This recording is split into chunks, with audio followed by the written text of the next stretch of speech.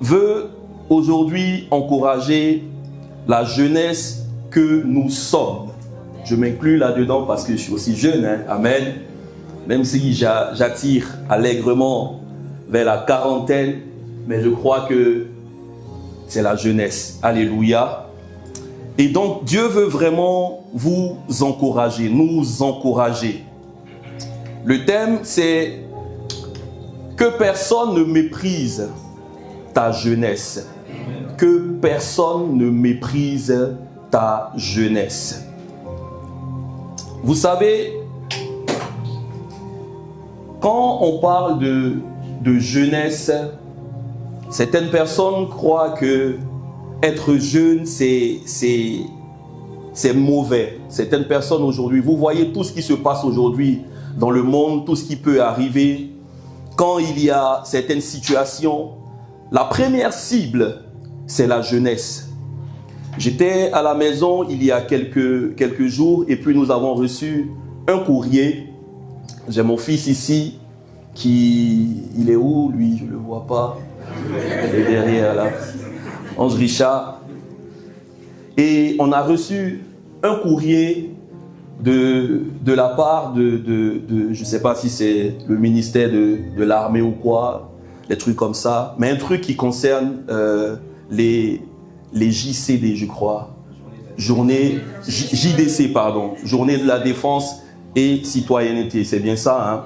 Et vous voyez que pour le choix, en fait, pour les critères de sélection, c'est entre 16 ans et 25 ans. Vous voyez, 16 ans et 25 ans. Et qui parle de journée de défense, ça parle de quelque chose de très important concernant la nation, concernant le pays. Qui a déjà reçu un courrier comme ça? Alléluia, waouh. Donc presque tout le monde ici, amen. Donc vous voyez que même dans le monde, les gens s'intéressent à la jeunesse. Parce que la jeunesse est importante. Dis avec moi, je suis important. Ce n'est pas de l'orgueil, c'est une vérité. Répète encore, je suis important. Et tout à l'heure, par la parole de Dieu, je vais te montrer que tu es important. Peut-être que tu es venu ici avec un regard de mépris de ta personne. Mais aujourd'hui, tu vas repartir en plus de ce que le Seigneur a déjà déposé en toi, dans la joie, dans l'amour, mais avec une révélation de qui tu es en Christ. Alléluia.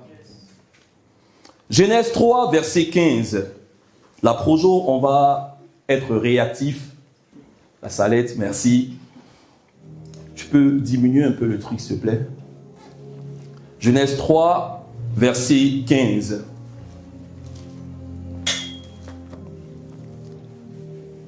Merci beaucoup. Est-ce que vous voyez avec moi? Oui. Gloire à Dieu. Est-ce que vous avez vos Bibles? Oui. Qui a sa Bible? Ok. On est venu au concert, je comprends. Vous êtes excusés, amen. Mais la parole de Dieu vit en vous, amen. La parole de Dieu vit en nous. Je mettrai inimitié entre toi et la femme, entre ta postérité et sa postérité. Celle-ci t'écrasera la tête et tu lui blesseras le talon. Je mettrai inimitié entre toi et la femme, entre ta postérité et sa postérité, et celle-ci t'écrasera la tête et tu lui blesseras le talon. Nous nous retrouvons dans Genèse. Qui dit Genèse dit commencement. Le commencement de toute chose, même si Dieu est éternel. En vrai, quand on parle de commencement, c'est là où l'homme est rentré en scène dans le monde.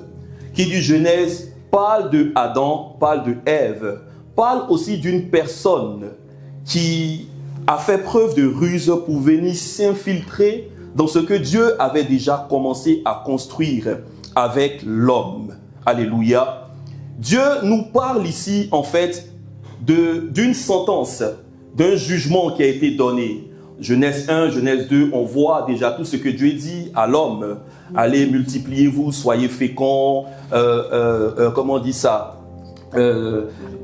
assujettissez, dominez, toutes ces choses. Dieu donne en fait le pouvoir, l'autorité à l'homme de pouvoir régner sur la terre.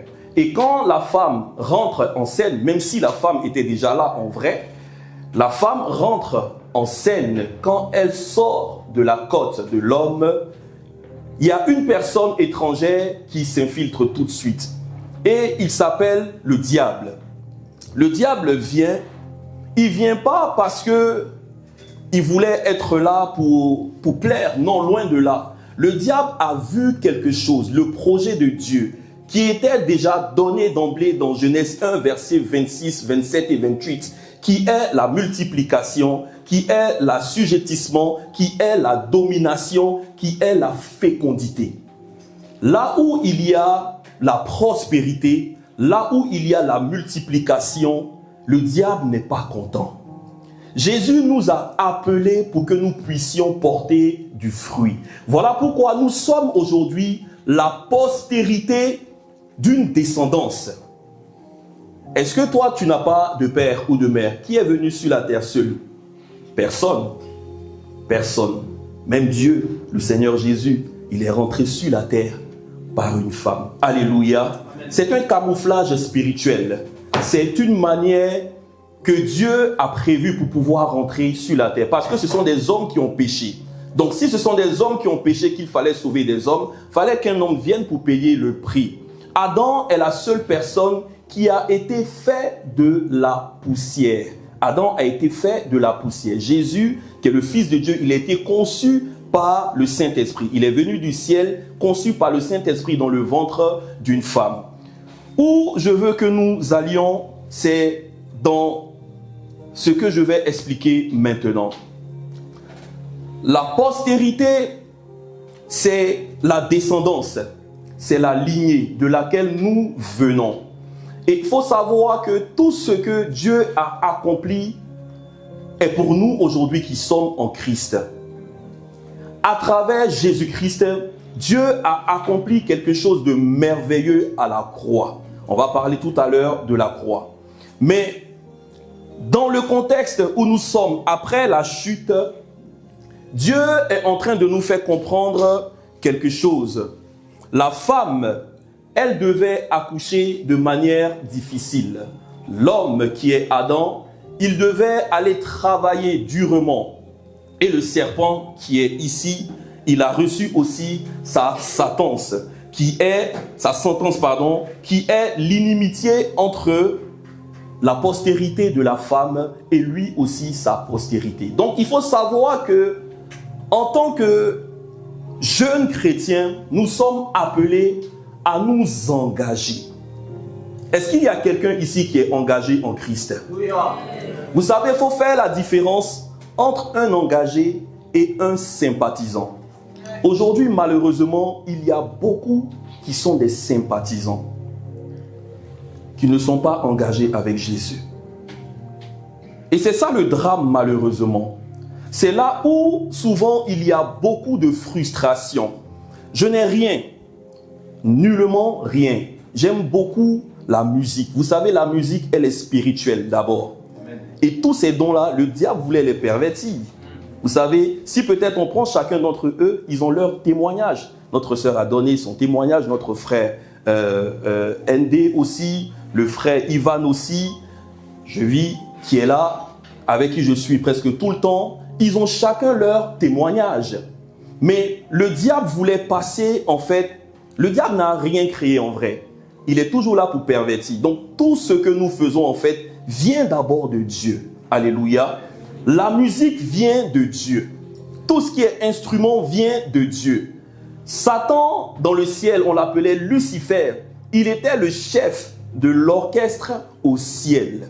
Voilà pourquoi aujourd'hui, tout ce qu'il veut faire, il veut imposer, c'est de détruire en fait les dons que Dieu a mis dans les gens.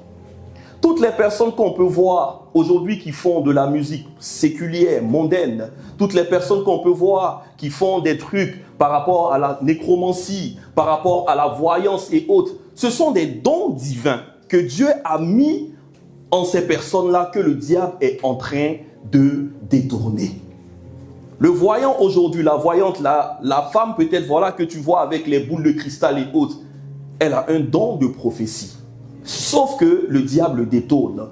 Quel don as-tu reçu de Dieu que le diable aujourd'hui veut pervertir? Il y a forcément quelque chose que Dieu t'a donné. Dieu ne nous envoie pas sur la terre pour nous balader.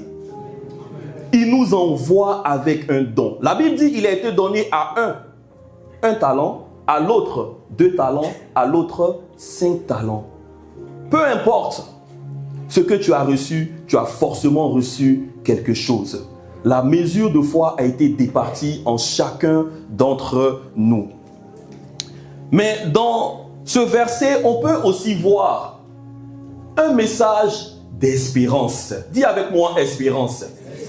C'est vrai que c'est un passage qui donne une malédiction, n'est-ce pas? Mais en même temps, on peut trouver la grâce de Dieu dans ce message.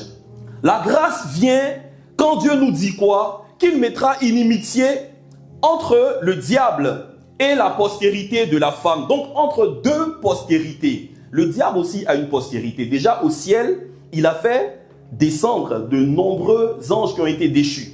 Donc il a une postérité. Sur la terre aussi, il a une postérité. Et nous, aujourd'hui, par la grâce de Dieu, il y a une prophétie qui s'est accomplie en Christ. Jésus est la postérité de la femme qui vient pour quoi? Qui vient pour écraser la tête du serpent. Est-ce que tu crois qu'à travers ce que le Seigneur Jésus a fait, tu es aussi appelé à marcher sur le diable? Beaucoup de personnes sont perplexes. Ils se disent, mais pasteur, Satan, il est trop fort. Le diable, il est puissant. Tu vois pas ce qu'il fait dans le monde là? En fait, on croit plus au diable qu'en Dieu. C'est ce qui est dommage en fait. C'est ce qui est dommage.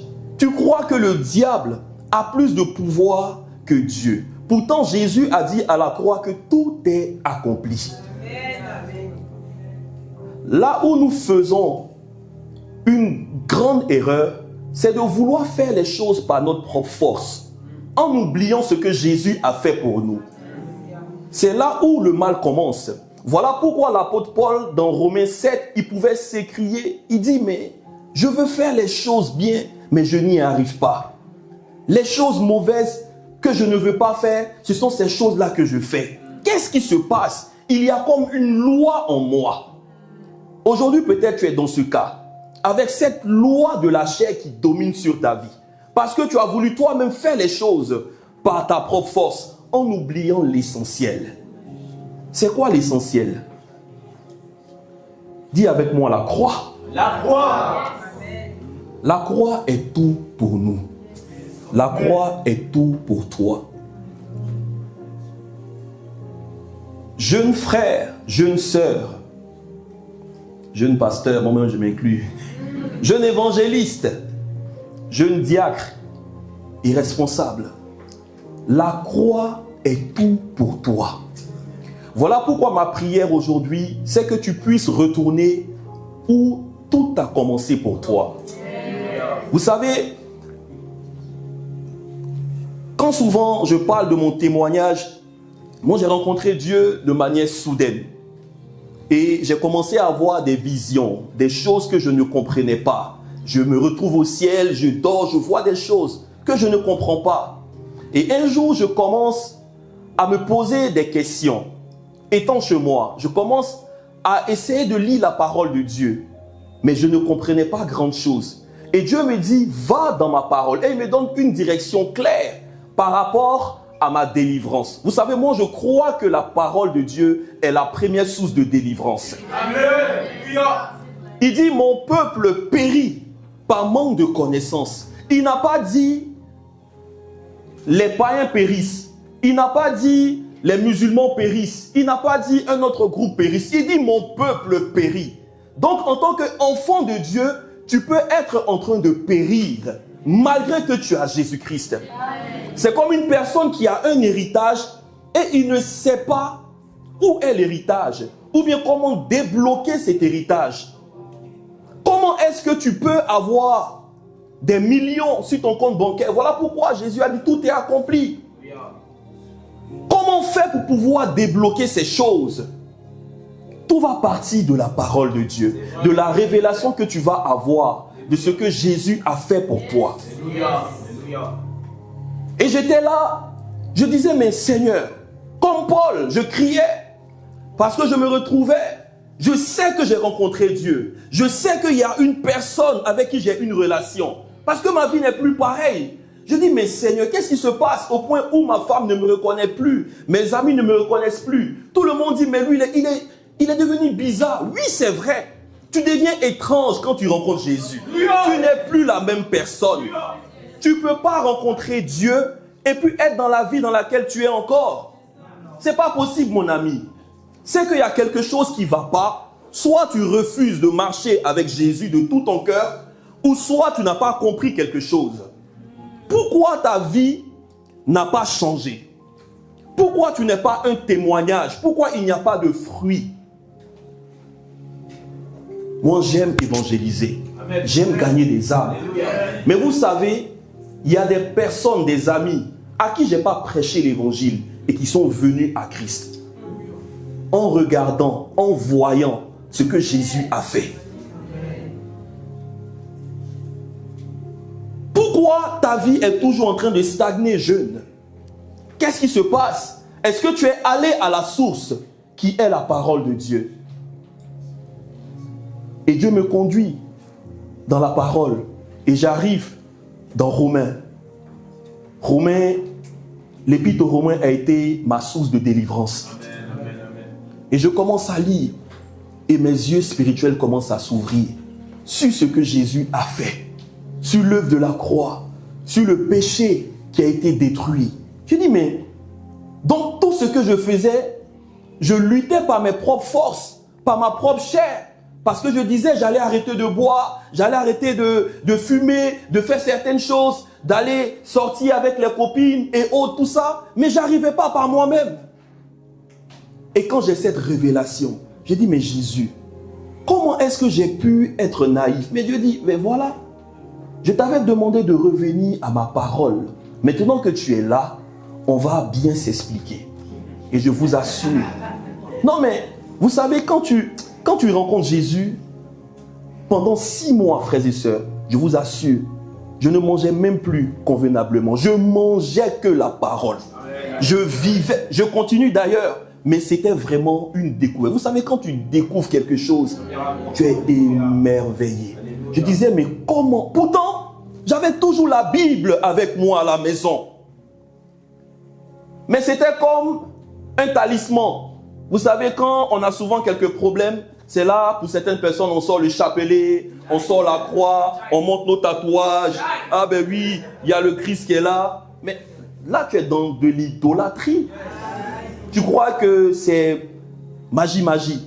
On tire au sort. Jésus est là. Non, ça ne marche pas comme ça. Tu es dans une relation, mon ami. Tu es dans une relation avec une personne. Donc, tu ne peux pas vivre ta vie comme tu veux et puis vouloir quelque chose de cette personne. C'est comme quelqu'un qui a une femme et puis il fait 1 mois dehors. Et il vient à la maison un jour avec un gros bouquet de fleurs. Ma chérie, je t'aime. Et puis il met une enveloppe dessus. Allez, tiens, 500 €. Va à Zara, prends tout ce que tu veux. Et puis tu m'attends à la maison. J'arrive, je repars encore. Fais 1 an dehors cette fois-ci. Ça, c'est quel amour, ça? Tu as abandonné ton premier amour, la parole dit. Est-ce qu'on ne va pas revenir à l'essentiel, à la vérité de Christ, à la parole de Dieu? Le diable, voyant qui tu es en Christ, avait déjà lui-même peur. Voilà pourquoi quand ils ont commencé à sortir la femme, il savait qu'il y avait quelque chose de dangereux qui venait. Et il a commencé à prendre peur pour aller dans le jardin et commencer à faire des choses bizarres. Il a réussi son coup. La femme est tombée dans le panneau. Mais comme je disais, nous avons une espérance en Christ. L'œuvre de la croix, comme je le disais tout à l'heure, est la chose la plus importante. Lisons la parole dans 1 Corinthiens 2, verset 1. 1 Corinthiens 2, verset 1 à 2. Pour moi, frère, lorsque je suis allé chez vous, non, je crois c'est 1 Corinthiens 1, pardon. Retourne dans 1 Corinthiens 1. 1 Corinthiens 1, verset 1.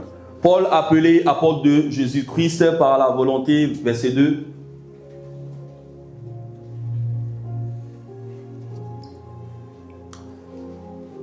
Attends, je regarde ça vite fait. Je n'ai rien voulu savoir de vous que Christ crucifié.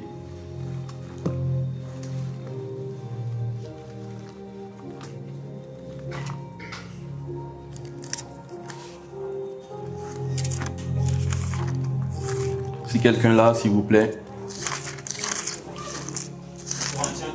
1 Corinthiens 2, verset 2. Ok, gloire à Dieu. 1 Corinthiens 2, verset 2.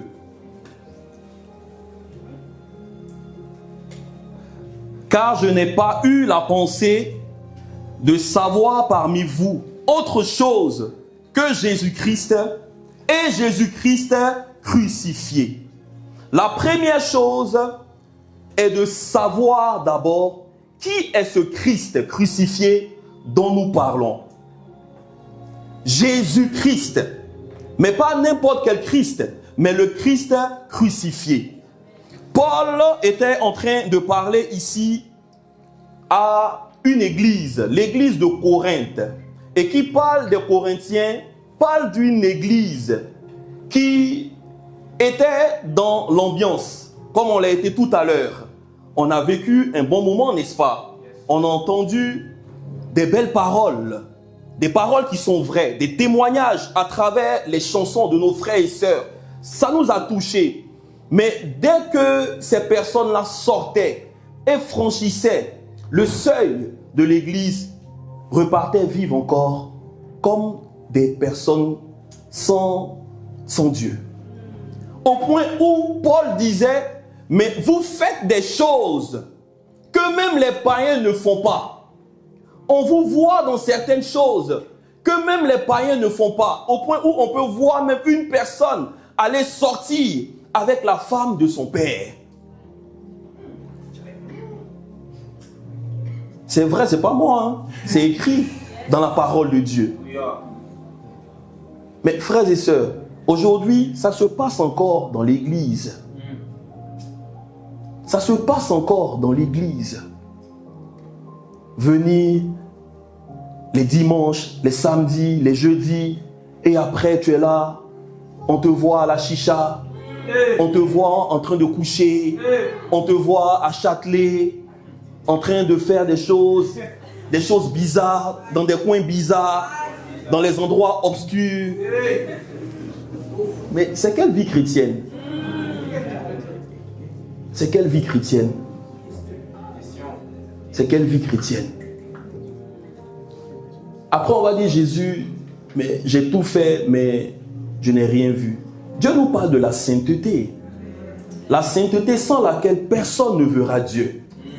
D'abord, ce n'est pas par notre propre force même qu'on peut être sanctifié. Dieu nous sanctifie d'abord. Mais après, il y a le processus de sanctification qui est maintenant quelque chose de disciplinaire. Voilà pourquoi Jésus dit qu'il est venu pour faire des disciples et non pas des chrétiens. Avoir Christ, c'est une chose. Après, marcher dans le chemin qui est étroit aussi, c'est une autre chose. Ça demande de la discipline. Je n'ai rien voulu savoir que Jésus-Christ, Christ crucifié. Voici ce que Jésus a accompli à la croix. Il y a beaucoup de choses, mais je vais donner quelques éléments rapidement. Colossiens 2, verset 14. Colossiens 2, verset 14 et verset 15 après. Il dit, il a effacé l'acte dont les ordonnances nous condamnaient et qui subsistait contre nous. Il l'a détruit en le clouant à la croix. Verset 15. Il a dépouillé les dominations et les autorités. Il les a livrées publiquement en spectacle, en triomphant d'elles par la croix. Est-ce que ce n'est pas merveilleux ce que Jésus a fait? En fait, tu dois simplement t'appuyer sur ce que Jésus a déjà fait. Parce que toi-même, tu ne peux pas aller mourir à la croix pour toi-même. Ce n'est pas possible. Donc, tu dois regarder à ce que Christ a fait. Voilà pourquoi il est important d'avoir une relation avec ce Christ. Qui dit Christ parle du Messie, parle du oint de Dieu. Et nous avons reçu l'onction en tant que chrétiens. Et c'est l'onction qui vit en nous par le Saint-Esprit qui va nous garder de beaucoup de choses. C'est la communion, l'intimité que tu as avec le Saint-Esprit qui va te garder de tout ce que le monde te propose aujourd'hui. Mais tu n'as aucune intimité, aucun temps de prière, aucune marche avec le Seigneur, aucun temps de méditation de ta parole. Pourtant, la Bible dit que ça, c'est la nourriture de Dieu. Bon, attends, mon frère, attends, ma soeur. Est-ce que quand toi tu vis, tu ne manges pas? Non, soyons clairs. Vous savez, souvent, on aime compliquer la parole de Dieu. Moi, j'ai compris la parole de Dieu simplement. Dieu ne peut pas nous donner des choses compliquées, frères et sœurs. Si tu veux être vrai, Dieu sera vrai envers toi. Il appelle cette parole-là la nourriture. Mais toi-même, en tant qu'être humain, rien de physique n'a d'abord été spirituel. Tout est spirituel avant d'être physique. Un homme normal, pour vivre, il a besoin de manger, n'est-ce pas? Yes. Donc, les nutriments qui viennent en toi, c'est ce qui va te garder. À chaque étape de ta vie, il y a un certain type d'alimentation que tu as. Mais même si tu ne peux pas manger foutou ou bien attiquer tout de suite, tu peux quand même boire un peu de lait. C'est clair, c'est clair. Mais la Bible nous parle du lait spirituel. Peut-être tu n'as pas beaucoup de dents, tu ne peux pas bien truc. Prends un peu ce qui est liquide, ça va te garder. Le lait, c'est bon pour l'alimentation. Il y a beaucoup de choses dedans. Donc, même si tu prends la parole de Dieu, que tous les jours, tu prends 15 minutes, on ne te dit pas d'aller chercher révélation. Révélation va venir après. Mais Dieu, voyant ton sérieux, pour pouvoir lire cette parole-là, c'est là où il va te donner les révélations. Il te dit, prends 10-15 minutes par jour. Lis simplement la parole de Dieu. Et je l'ai fait pas pour m'enorgueillir, mais j'ai dit, Seigneur, je vais prendre le temps. Ce que je ne comprends pas, je mets au frigo. Après, je vais chercher à comprendre et je réchauffe et puis je mange. On ne peut pas tout comprendre à la fois. La Bible nous dit, frères et sœurs, la Bible nous dit quelque chose de très important. On dit, cette parole-là, on connaît en partie. En fait, il y a des choses que tant que tu seras dans ce corps de chair, tu ne pourras jamais comprendre. Et c'est aussi une sagesse de Dieu pour nous garder. Imagine-toi que mon frère, il sait tout ici. Est-ce qu'il allait s'asseoir pour m'écouter? Jamais. Donc Dieu connaît nos cœurs. Voilà pourquoi il trouve un moyen pour nous garder. Et en tant que jeunes, Dieu veut nous ramener à l'essentiel. Ça, c'est la base, la parole de Dieu. Amen, amen. Dieu te l'a donné. Cette parole a traversé des milliers d'années pour être là aujourd'hui pour toi. Regardons un peu ce que le psalmiste disait. Psaume 119, je crois verset 9. Comment le jeune homme rendra-t-il pur son sentier? En se dirigeant d'après, on peut lire, hein? D'après ta parole. Donc tu vois que même peut-être tout ce qui te retient aujourd'hui, où tu dis, Seigneur, j'ai essayé d'arrêter, j'ai fait des stratégies, on m'a conseillé comme ça. Dieu te dit, laisse les stratégies, les conseils humains. Amen. Ce qui peut te faire arrêter, ce dans quoi tu es aujourd'hui, c'est la parole de Dieu. Alléluia.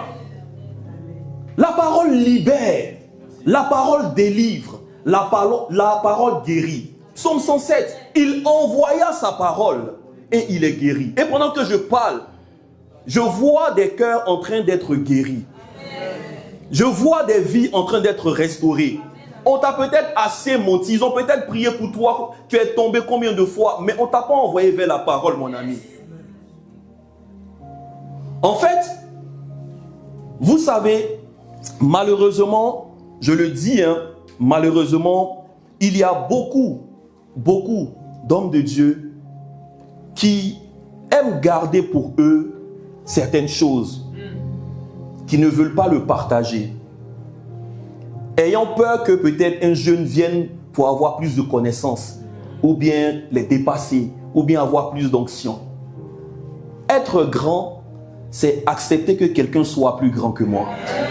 Quand tu es grand, tu n'as pas peur que quelqu'un est au-dessus de toi. C'est ça la véritable grandeur.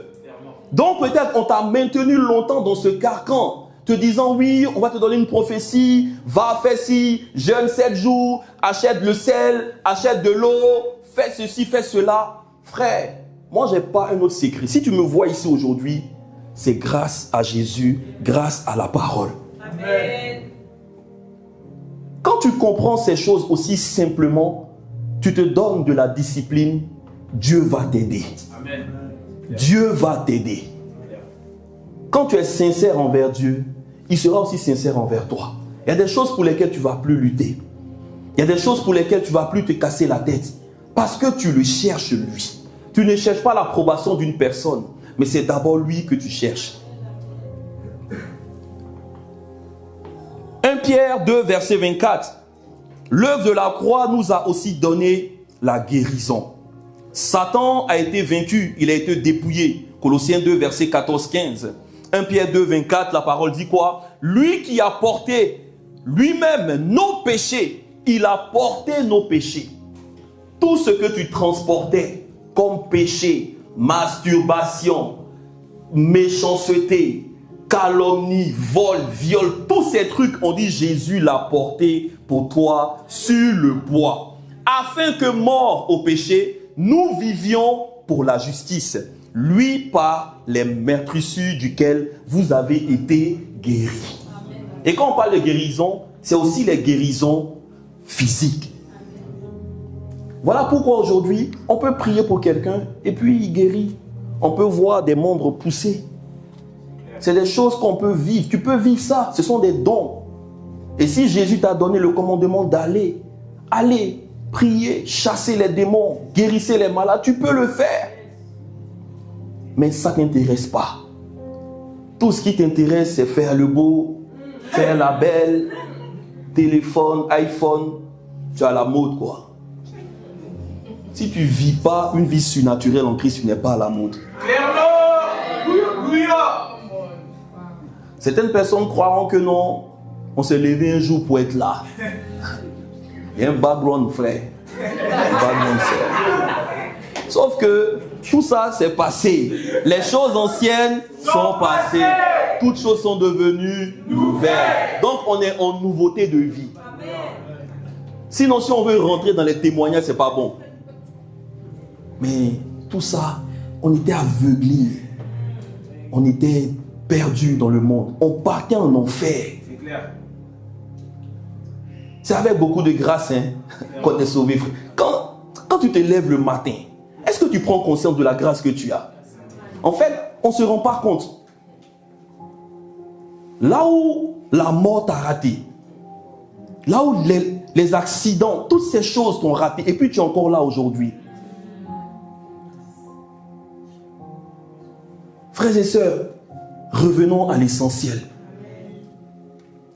Être jeune, c'est aussi prendre conscience que le temps passe vite. Je disais tout à l'heure, je tends allègrement vers la quarantaine. Mais j'avais aussi 20 ans, comme certains peut-être ici, même certains 17 ans. Mon fils, il est 17, 18, 15 pour certains. Non, 15 ici, non. Les 15, ils sont en haut là-bas. Peut-être 25, 27. Mais le temps passe vite. Et pendant que tu as la vigueur, c'est là où Dieu te veut. C'est clair. Moi, j'aurais voulu rencontrer le Seigneur très tôt. J'aurais bien aimé le rencontrer très tôt. Mais il sait faire ces choses. Mais tu as un grand avantage.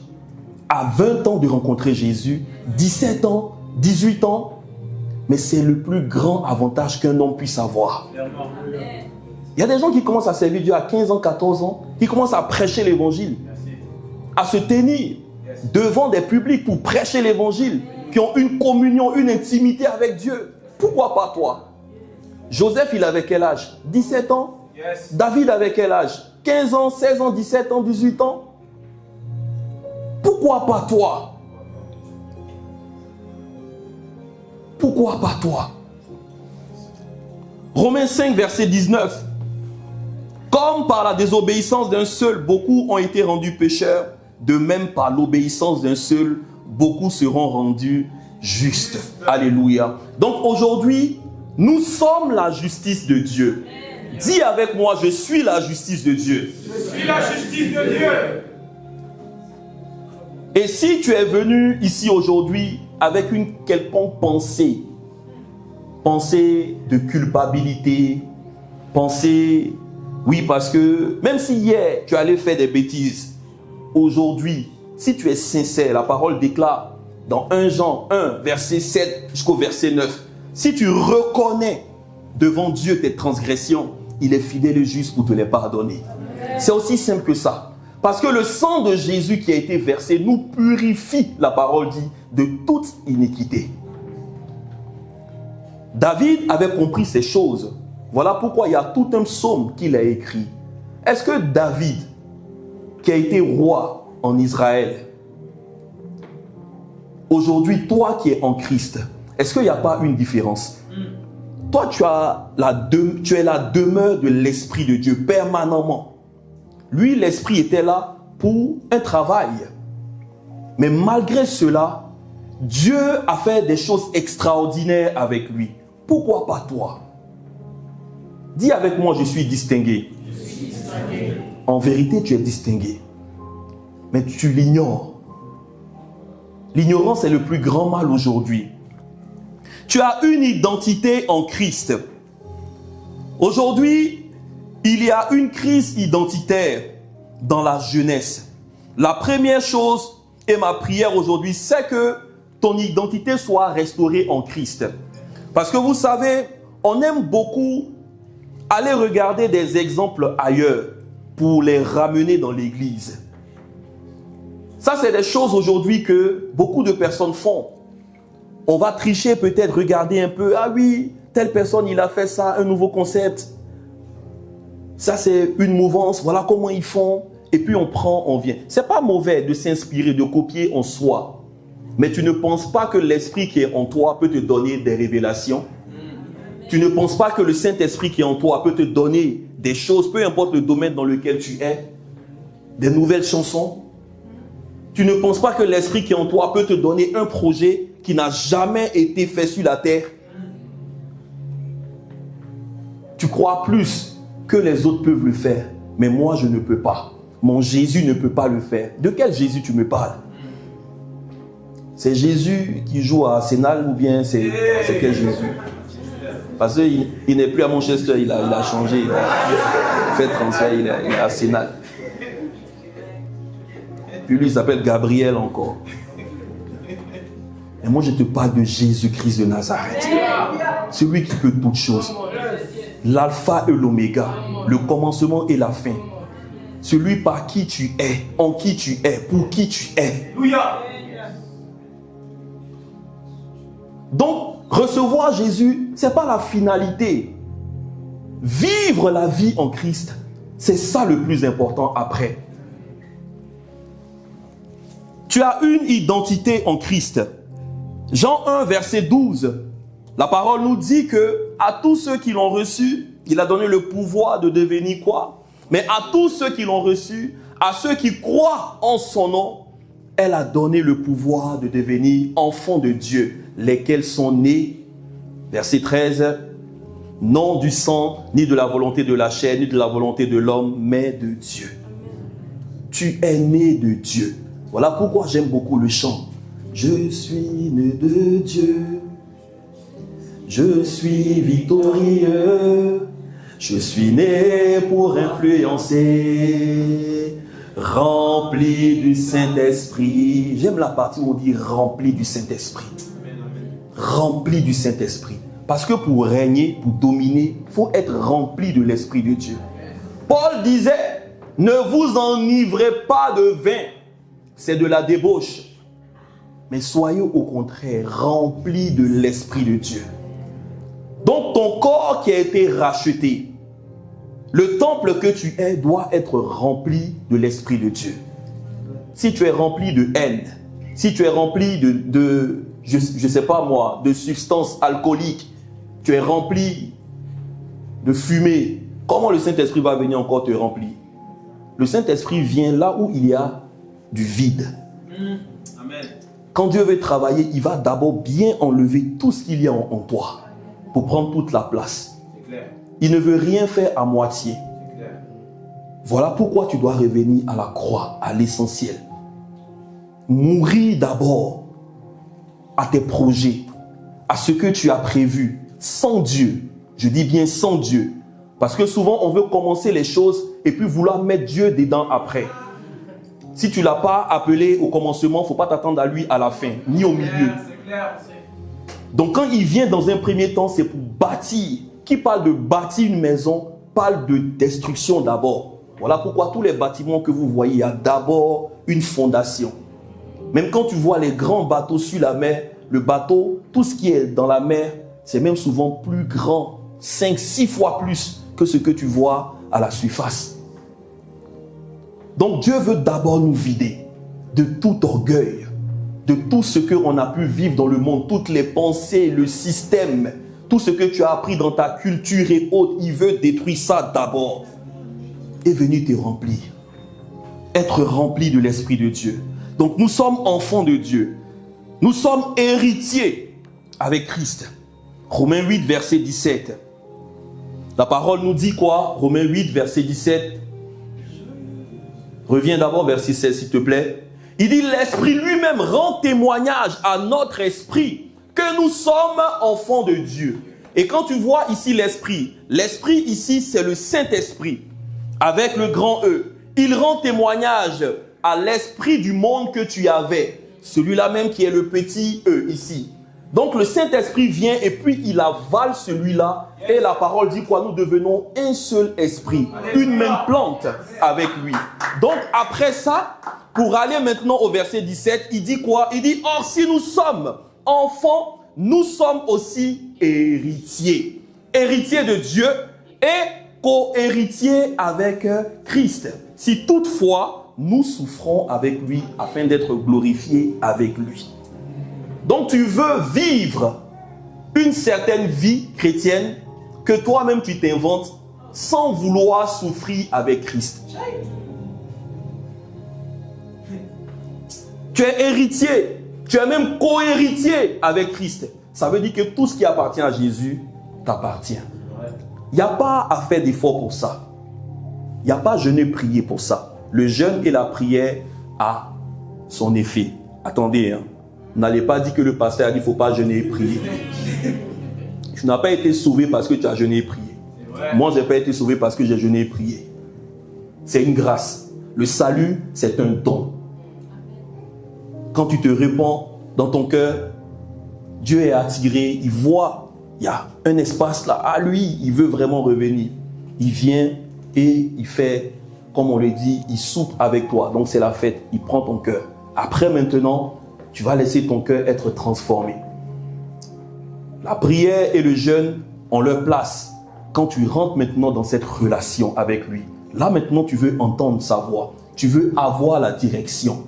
Donc ça, ce sont des choses pour pouvoir pousser avec Dieu.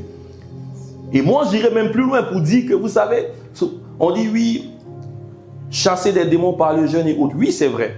Il faut avoir une certaine... Là, le jeûne permet d'avoir une sensibilité spirituelle. Mais si tu passes toute ta vie à jeûner sans lire la parole, frère, tu risques d'être un marabout. Non, je vous dis la vérité. C'est clair. Je jeûnais beaucoup un temps. Je n'aimais pas lire la parole au départ. C'était parce que quand tu rencontres Dieu, en fait, vous voyez souvent des gens, ils font des choses par eux-mêmes. Des gens, souvent, ils font des églises boutiques, tout ça. C'est des gens qui ont vécu des choses. Ils ont rencontré Jésus en vrai, mais ils ne sont pas allés par un processus. Au départ, moi, je passais, je voyais des locaux. Je me suis dit, mais si je garde beaucoup d'argent, je viens, je prends ce local, je fais une église. Parce que j'ai rencontré Jésus. Mais Dieu voulait me faire passer par un processus. Voilà pourquoi Dieu va nous conduire toujours vers des personnes. C'est clair. Sinon, ça serait trop facile. Donc, la prière et le jeûne ont leur effet. Quand tu commences à prier et à jeûner, tu cherches, la Bible dit, tu veux que les fleuves d'eau vive puissent couler. C'est pour avoir une sensibilité spirituelle, être connecté à Dieu. Mais ne jamais prendre de décision sans la parole de Dieu, sans avoir reçu clairement quelque chose de la parole de Dieu. Même si tu as fait des rêves, les rêveurs là, les Joseph là, même si vous rêvez de tout, mari, femme, oh Dieu m'a dit, les Dieu m'adistes là, parce que tu as fait un rêve, le diable se déguise en ange de lumière et la parole dit. Le diable se déguise en ange de lumière. Donc les rêves que tu fais là, va prendre la parole. Si c'est en accord, gloire à Dieu. La Bible nous dit pour qu'une vérité soit établie, il faut qu'il y ait au moins 2 témoins. Tu as rêvé jeûner, tu as vu le frère. Ouais, je l'ai vu, il a presté, il est beau gosse. Frère Ndé, il est bien. Ma soeur. Il faut aller prier jeûner. Le frère, il sait le Seigneur. Alléluia. Donc, laissez-le servir le Seigneur. Amen. Là, je vois des choses là. Nous sommes le temple. Nous sommes héritiers, co-héritiers avec Christ. Nous sommes saints. Hébreux 10, verset 10. Nous sommes saints. On va accélérer. Et après, on va prier. Hébreux 10, 10. C'est en vertu de cette volonté que nous sommes sanctifiés par l'offrande du corps de Jésus-Christ, une fois pour toutes. C'est parce que Jésus est mort à la croix qu'il s'est offert, donc il nous rend justes, il nous rend saints. Donc si on nous appelle des saints aujourd'hui, c'est parce que Jésus s'est offert pour nous. Après, il y a le processus de sanctification dont je parlais tout à l'heure, qui est le processus, qui est la discipline que nous-mêmes on met en place. Par exemple, fuis le péché. Joseph, il a vu la femme de Pharaon, elle a tiré ses habits. Peut-être s'il y avait un frère à la place, Seigneur, c'est toi-même qui as fait. Oh. Tu ne peux pas résister. Si toi-même tu ne voulais pas, tu n'allais pas l'envoyer. Dieu n'envoie rien. C'est le diable qui a envoyé. Fuis mon frère. Fuis ma soeur. C'est une sagesse de fuir devant certaines choses. Donc pour éviter des trucs bizarres, tu vas te donner une certaine manière de vivre. Tu ne vas pas traîner n'importe où. Tu ne vas pas fréquenter les anciens amis, les anciennes copines que tu fréquentais. Moi, ça m'est arrivé. Parce que j'ai dit non, oui, même si j'ai Jésus, je peux quand même aller les voir. Dieu me dit, c'est toi, tu es mort pour les sauver. Va, tu vas voir. Et je suis parti, je suis tombé, je suis revenu, j'ai couru. Dieu aime tout le monde. Ce que tu peux faire, il faut prier pour certaines personnes. Il faut avoir la sagesse de ne pas vouloir être partout. Alléluia, ça va t'épuiser et tu seras découragé. Nous sommes le temple. 1 Corinthiens 3, verset 16, vous pouvez le noter. Donc Satan et ses démons vont toujours attaquer notre identité en tant que jeune. Quand ton identité est atteinte, tu es, on peut dire, à 80% affecté. Parce que tu ne sais pas qui tu es en Christ. Donc tout ce que tu vas vouloir faire, c'est de vouloir ressembler à certaines personnes. Vous savez, même dans l'église, souvent tu veux ressembler à tel frère. Moi, je peux admirer un don, je peux honorer un don. Par exemple, l'évangéliste, il est dans les trucs de musique, de chansons et autres. Il fait beaucoup de choses à la fois. Et moi, j'admire ce don. Je me dis, évangéliste, prie pour moi. Mais ce n'est pas parce que lui, il fait ça que moi aussi, je vais vouloir le faire en même temps. Non. Là, ça devient autre chose. Ça peut créer une mauvaise envie. Si Dieu t'a dit, toi, le frère, reste à l'église, reste derrière la caméra, reste à la sono, ton temps viendra. Reste là où Dieu te veut et fais-le avec amour. Voilà pourquoi dans le psaume 51, le psalmiste il dit, donne-nous un esprit de bonne volonté. Souvent tu fais les choses, mais tu ne le fais pas avec la bonne volonté. Tu ne le fais pas avec générosité. Aujourd'hui, malheureusement, avec l'aide des réseaux sociaux, c'est bien tout ça, hein, mais tout le monde fait les choses pour être vu. Cherche à être vu par Dieu et non pas par les hommes. Si Dieu te voit, c'est bon pour toi, mon frère. C'est au ciel, on verra qui a château, qui a villa dans les récompenses. Si tu es resté à ton poste, Dieu te voit, c'est le plus important. La renommée vient de Dieu. La renommée vient de Dieu. Donc reste fidèle à ce que Dieu veut pour toi. C'est pas mauvais d'apprécier les dons, de les honorer. Je le dis encore, loin de là, de vouloir apprendre avec humilité. Mais quand c'est pas encore le moment, quand c'est pas là où Dieu te veut, ne t'aventure pas tout de suite. Alléluia. Les circonstances de la vie vont te demander, qui es-tu? La maladie va te demander, qui es-tu? Les problèmes financiers vont te demander, qui es-tu? Mais si tu ne sais pas que tu es cohéritier avec Christ, Jésus qui s'est fait riche, qui s'est fait pauvre, pardon, pour que toi tu sois riche, comment est-ce que tu pourras répondre? Tu n'as pas de révélation. Tu ne lis pas la parole de Dieu. Tu ne sais même pas que la parole nous parle aussi de la richesse. Je ne prêche pas l'évangile de prospérité, loin de là. Mais est-ce que Dieu prend plaisir à nous voir pauvres? Non. La prospérité vient de Dieu. Mais c'est lui qui doit être d'abord sur le trône de notre cœur. Pas les choses d'abord. D'abord lui. Et après les choses nous seront données. Matthieu 6, 33. Cherchez premièrement le royaume. Donc un père, il prend plaisir à donner à ses enfants quand il voit leur motivation. Moi souvent je vois mon fils, mon fils tiens, 30 €. Il dit c'est pourquoi? Il dit prends. Parce qu'il est bien à la maison. Quand il sort, il fait des choses. Mon fils, c'est vrai ou pas? C'est vrai. Donc demain encore, voilà.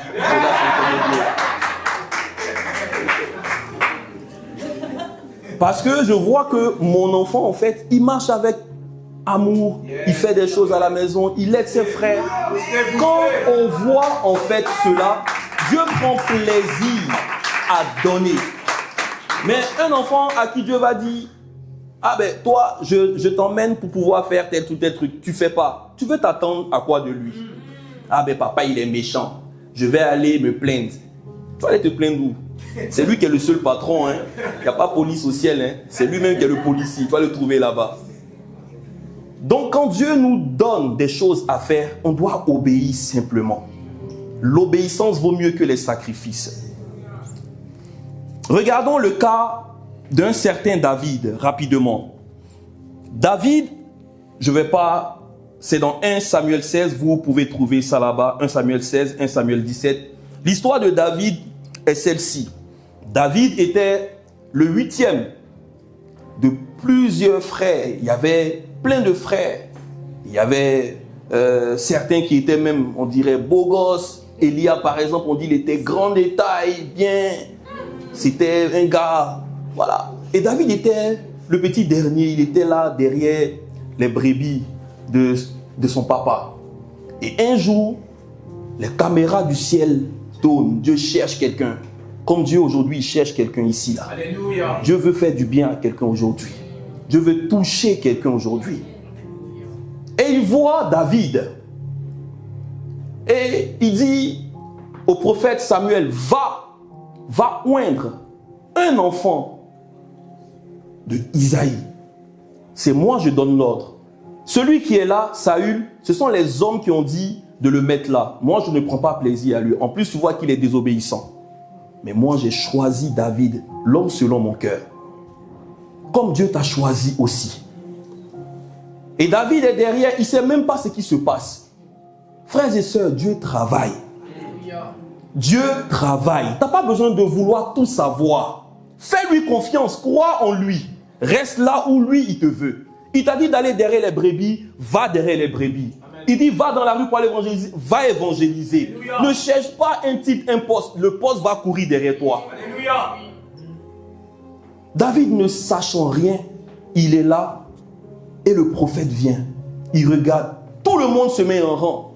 Les frères dans l'église, les saints des saints, les frères qui ont l'aura, ceux qui ont les révélations. Tout le monde se met. On cherche. Le prophète même a failli se tromper. Yes.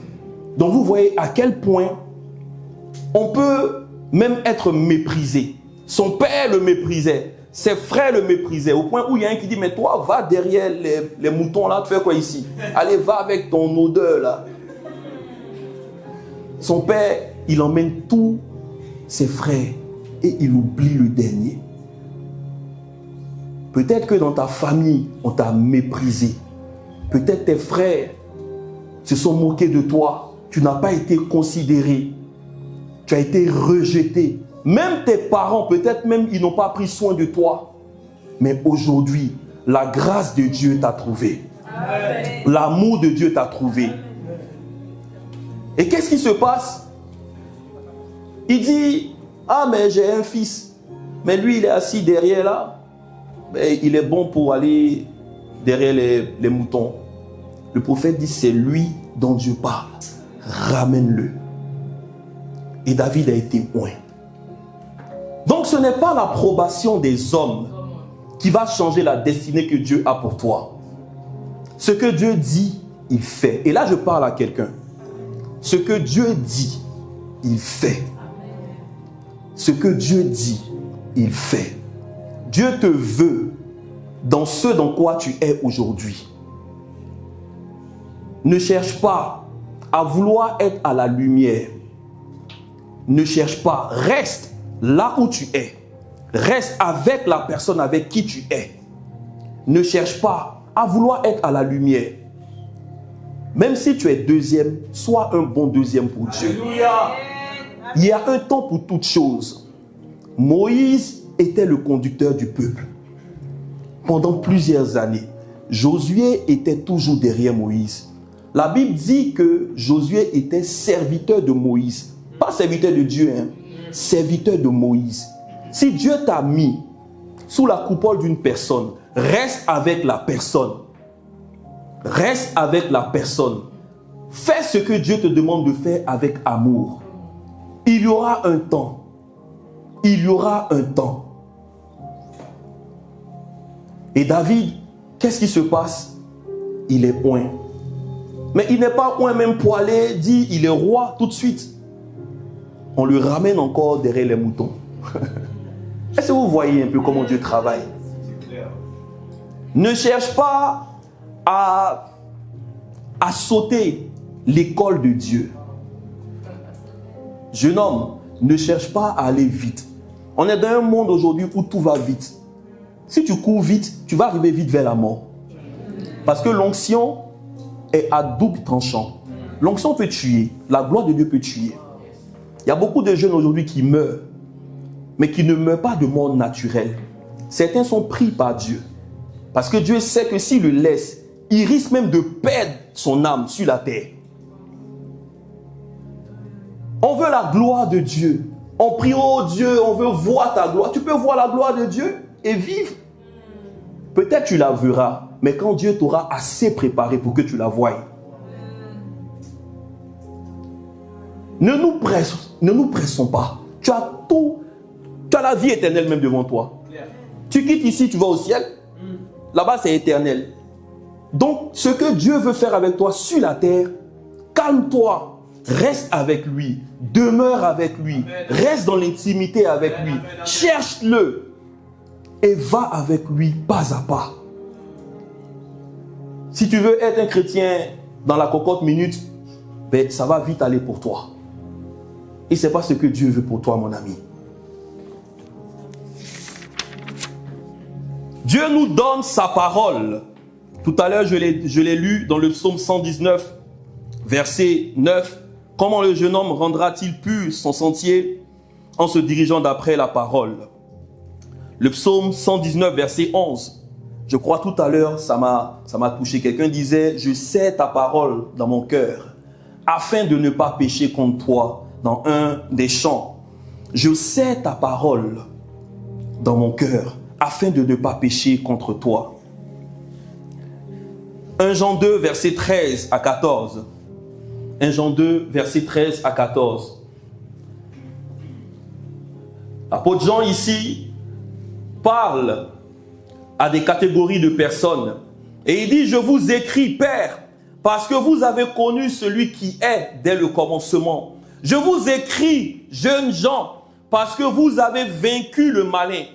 Je vous ai écrit, petits enfants, parce que vous avez connu le Père. Verset 14, il dit, je vous ai écrit, Père, parce que vous avez connu celui qui est dès le commencement. Je vous ai écrit, jeunes gens, parce que vous êtes forts et que la parole de Dieu demeure en vous.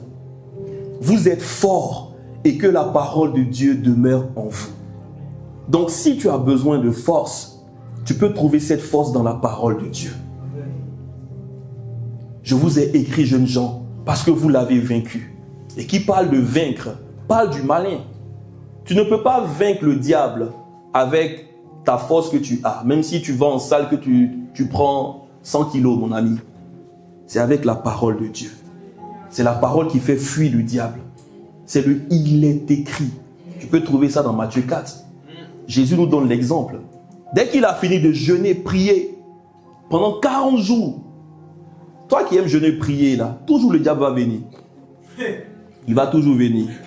Mais jeûne, prière que tu as fait là, il veut tester ça pour voir si c'est pas vouloir toi-même peut-être t'enorgueillir ou bien vouloir faire le malin pour aller dire aux gens, oui, moi je jeûne, je prie. Il y a des gens qui font ça. Mais tout ce que je dis, c'est dans la parole, non? Il n'y a pas un gars qui a dit dans la parole, moi je jeûne 2 fois. Alors, je donne même la dîme de tout ce qui est aliment. Je donne la dîme. Jésus a dit quoi au gars? Il dit, ok, va, il n'y a pas de souci. Va et vends ce que tu as, mon ami. Et puis, viens, suis-moi. Il a commencé à pleurer. Ah, donc jeûner, prier, ça ne peut rien faire. Combien sont les personnes qui suivent Jésus en vrai? Combien sont les personnes qui renoncent à tout? Facile de jeûner même, facile de prier. Mais suivre Jésus, renoncer. Je n'ai plus de vie, Seigneur. Voilà pourquoi l'apôtre Paul est arrivé à cette conclusion. Ça ne doit pas être un slogan pour nous. Ce n'est plus moi qui vis, c'est Christ qui vit en moi. Mais quand tu regardes la vie de cet homme, elle te parle. Combien de fois il a été pris pour mort, maltraité, jeté des falaises. On l'a poursuivi, plein de choses. C'est ça, renoncer à sa propre vie. Pourtant, il avait tout pour être heureux. Un homme très intelligent, un rabbin en plus, qui avait toute la richesse. Est-ce que tu es prêt aujourd'hui à t'engager avec Dieu, jeune homme? Est-ce que tu es prêt aujourd'hui à t'engager avec Dieu, jeune fille? Ton amen doit être amen. Hein? Celui-là, c'est un amen. Amen. C'est amen veut dire ainsi soit-il. Donc Dieu, il entend. Hein? C'était piège. Il est tombé dedans, c'est toi et vous allez régler. On doit rentrer dans le combat. Nombre 1, verset 3. Et on termine avec ça. Nombre 1, verset 3. La Bible nous dit, depuis l'âge de 20 ans et au-dessus, tous ceux d'Israël en état de porter les armes, vous en ferez le dénombrement selon leur division, toi et Aaron. Depuis l'âge de 20 ans, vous voyez ici que là, il y a un âge qui est donné. Qui parle de vingtaine, parle de l'âge de la vigueur. On vient de rentrer dans ce qu'on appelle la majorité tout de suite. Ici, en France, qui parle de majorité, parle de 18 ans, c'est ça, non? Yes. Maintenant, même à partir de 17 ans, on commence à te préparer. Pour les trucs du permis, je crois que maintenant, à 17 ans, tout ça, donc on peut te préparer parce qu'on sait que tu es en train d'arriver dans une saison. Et donc, à partir de 20 ans, tu peux porter des armes. Voilà pourquoi l'apôtre Paul invitait Timothée à rentrer dans le combat. Dis avec moi, je rentre dans le combat. Je rentre dans le combat. On est dans un monde où nous sommes appelés à combattre. Même si tu n'aimes pas la guerre va s'imposer à toi. Je ne parle pas des guerres en Ukraine et autres, frères et sœurs. Non, c'est pas ça. On ne prend pas plaisir même à ce genre de choses. Mais qui parle de guerre spirituelle. La guerre a commencé depuis le ciel. Au ciel, il y a eu la guerre. Mais tu peux trouver ça dans Apocalypse. Qu'est-ce qui s'est passé? Le diable qui a été jeté. C'est parce que lui-même, il a créé la guerre qu'il a été jeté. La parole le dit. Il y a eu guerre au ciel. Il y a eu guerre. Donc, quand tu es sur la terre, Dieu te fait passer ici pour un travail précis.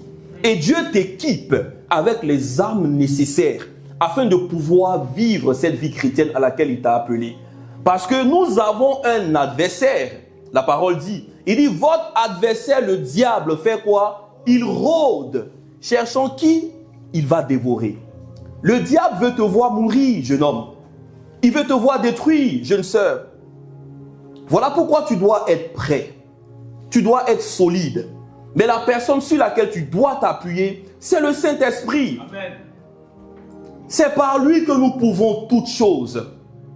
C'est lui qui nous donne les dons. La Bible nous dit quoi? Que les dons, à qui il a été donné? À chacun. Il y a des dons que tu as reçus du Saint-Esprit. La parole qui t'est donnée, on l'appelle quoi? L'épée de l'Esprit. Donc si Dieu appelle sa parole l'épée, c'est pourquoi? On fait quoi avec l'épée en vrai? Réveillez vos voisins qui dorment là. L'épée est faite pour combattre. Alléluia. Mais pourquoi toi tu as peur de combattre? Tu crois que ta vie chrétienne sera là, d'où Jésus, oh, tous les jours je loue le Seigneur? Non, il y a des combats, jeune sœur. Mais tous les mois, tu as les mêmes problèmes, tu as les mêmes douleurs. Est-ce que tu n'en as pas marre, jeune sœur, de ces choses qui te fatiguent? Tous les mois, tu crois que c'est quelque chose de normal? C'est parce que le diable veut s'en prendre à ta postérité. On a parlé de la postérité tout à l'heure. Quand il voit qu'il y a des choses que Dieu veut faire pour sa gloire, il va tout de suite se mettre en alerte. Mais pour toi, c'est quelque chose de normal. Tu as vu des médecins, tu as vu des spécialistes en la matière. Ils ont donné tous les traitements. Mais il n'y a rien qui marche. Tu ne penses pas que la solution se trouve en Christ? En tant que chrétienne, est-ce que tu t'es levé dans le combat spirituel? Il dit à Timothée, 1 Timothée 1, verset 18, le commandement que je t'adresse, Timothée, 1 Timothée 1, verset 18, le commandement que je t'adresse, Timothée, mon enfant, selon les prophéties faites précédemment à ton sujet, c'est que d'après elles, tu combattes le bon combat. Ils t'ont fait des prophéties. Reviens à la salle, s'il te plaît. Ils t'ont fait des prophéties. Les hommes de Dieu ont parlé. On a vu ci, on a vu ça. Depuis que tu es petit même. Peut-être à la maison tout le temps. Quand les hommes de Dieu viennent, ils confirment les choses. Maintenant, tu ne vois rien être pratique dans ta vie. Ta vie est bizarre, comme on dit. Mais est-ce que tu ne penses pas que c'est parce que tu es en train de rater une étape qu'on appelle le combat spirituel? Il dit mon enfant, selon les prophéties faites précédemment à ton sujet, c'est que d'après elles, tu combattes le bon combat. Donc la prophétie peut être donnée, mais il faut aussi être en action pour qu'elle puisse être manifestée. C'est clair. Donc c'est pas dit, oui, l'homme de Dieu a dit, l'homme de Dieu a dit. Mais quand l'homme de Dieu dit, c'est pour que tu puisses prendre conscience et puis aller activer, que la prophétie soit réelle. On te dit, tu es guéri au nom de Jésus. Et là, je parle à une personne. Tu es guéri ici au nom de Jésus. Amen. Et pendant que je priais hier, Dieu me montrait une jeune sœur qui est allée faire un examen mammaire.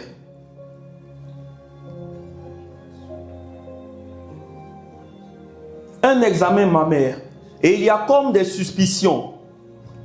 Et peut-être que ça te fait peur. Peut-être que depuis quelque temps, tu commences à pleurer même pour ça, croyant qu'il y a un cancer. Dieu me dit qu'aujourd'hui, tu es guéri au nom de Jésus. Et s'il y avait toute forme de problème au niveau de tes seins, peu importe, Dieu te donne la guérison au nom de Jésus. On traîne souvent ces choses de ce genre pendant des années et on dit qu'on est chrétien et on dit qu'on est en Christ.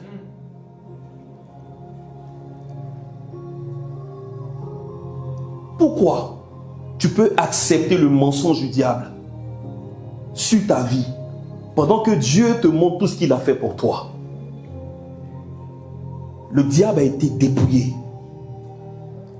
Il est impuissant. Il a été vidé. C'est toi qui as le pouvoir. Le pouvoir a changé de main. Mais est-ce que tu en es simplement conscient? Le commandement que je t'adresse, combat le bon combat. Au verset suivant, il dit quoi? En gardant la foi et une bonne conscience. Cette conscience, quelques-uns l'ont perdue et ils ont fait naufrage par rapport à la foi. Quelques-uns l'ont perdu. Donc le truc, c'est pas d'être sauvé et puis être là, ne rien faire, mais c'est de garder ce salut que nous avons reçu en Christ. C'est de le conserver. C'est de combattre le bon combat. C'est de dire à Dieu, Seigneur, je suis là, totalement engagé avec toi. J'ai peut-être été longtemps dans le un pied dedans, un pied dehors. Mais aujourd'hui, Seigneur, je prends la décision de revenir à toi en tant que jeune, de marcher avec toi de tout mon cœur. Alléluia. On va s'arrêter là. Il y avait pas mal de choses à dire, mais je crois qu'on va s'arrêter là pour aujourd'hui. Amen. Est-ce qu'on peut se lever, s'il vous plaît? Et nous allons prier.